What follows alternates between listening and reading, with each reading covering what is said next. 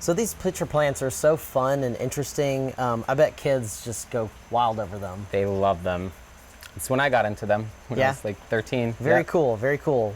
So we've got a really old looking plant right here, I assume, because of its height. Yep. And when they get kind of taller, you can take cuttings of them, is that correct? Yes. And that's probably, is that the best way to propagate them if you're going to do that? Yeah, it really is. You could see how viney this one is. And normally when I do cuttings, I won't cut the vine until there's a base growth coming out of the bottom. Okay. And a lot of them will produce a base growth. So once they do get one, and it's tall like this, you can do cuttings. And when you do, you want to start from the top, make sure you get the tip, and you probably want to go down 2 nodes where the leaves touch, clip, 1, 2, clip, and you'll end up with something like this. You want to cut the leaves off about 1/3 to reduce the water loss.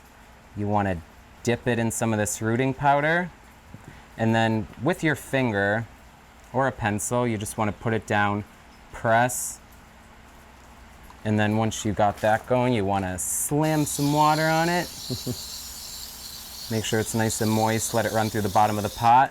And I would keep these super humid, probably cover them if you're inside. And in a few months, you should have roots and a growing plant from that. Yeah, wow.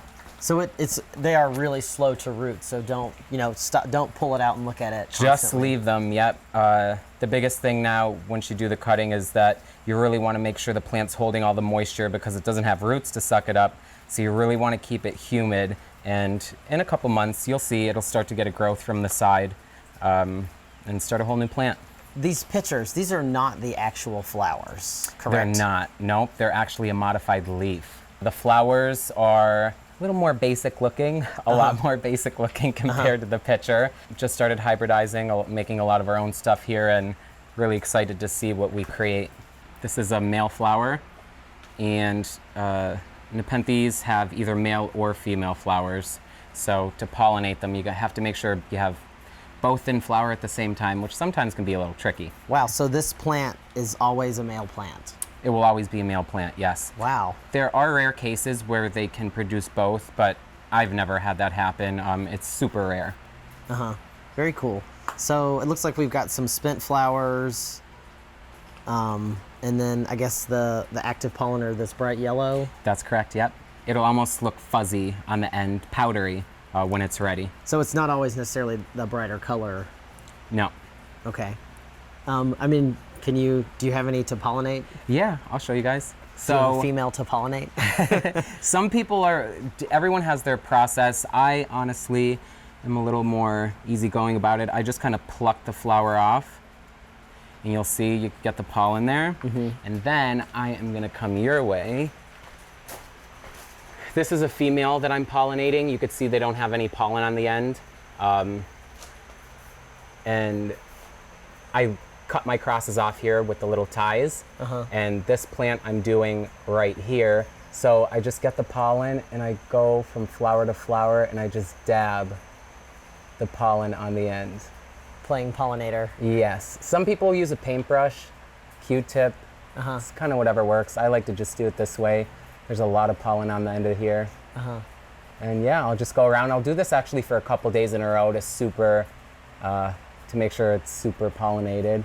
And then in a few months, these will swell up and I'll have some seeds. Very cool. So on a matured plant, how often do they flower? Here in the States where we have those daylight changes, I notice a lot of the plants will bloom in the spring and fall. But they can bloom anytime. I guess, yes, since they're tropical, they're not on a time clock like our seasons are. Yeah. They kind of bloom when they're ready to. Yep. Usually in the wild, they'll grow toward the canopy, and once they reach where it's brighter, that's when they'll send their flowers out. So we've got some, I guess, fertilized flowers here? Yep. I fertilized these a few months ago. It takes about 6 months for them to fully mature and ripen. Wow. So I pollinated this with a really cool hybrid, and I'm just waiting for them to start to dry and crack open so I could collect the seed. And are they like a dust? Is it like a really small seed? They look like little hairs with a dot in the middle. Very small. definitely you could just blow them in the air, very small, yeah. I guess that's the concept in nature, so they can, once they pop open, they can kind of blow blow to a in the new wind. location. As soon as they burst, I plant them immediately. The longer you have them sitting around, the weaker they get. So I'll just get them, and you could see here, the sphagnum. I'll just sprinkle them on top, moisten them in, and in anywhere from 2 to 6 months, you'll get germination, sometimes over a year. So they're definitely plants that require patience. Yeah, it looks, is this one of the seed heads that's kind of cracked Yeah, open you right can see here? the seed head That there. little brown. I'm not sure if you could see the seeds themselves. They're little slivers. Right, but this little guy is a little cracked open flower. Yep. Or seed pod. Extremely If small. you can see all the little green dots in here, these were planted in March, so they're super little. They just look like little green dots. Wow. But yeah, it takes a while compared to most plants from seed. After maybe a year and a half to 2 years, you'll get something that looks like what you're holding in your hand. So that's still only about an inch across, but it's already making pictures, which is kind of fun. Yeah. And after the 2-year mark, they really start to grow a lot faster, but just getting them from the initial seed stage just takes a minute. Well, you've definitely got some of the most amazing plants that I've ever seen. You take really great care of them. Thank you. And that shows by how beautiful they are and prolific they are. Lots of love. Yeah, they're really great. And if you're interested in red leaf exotics and growing some of these, you can check them out online or on Instagram or Facebook. Thanks.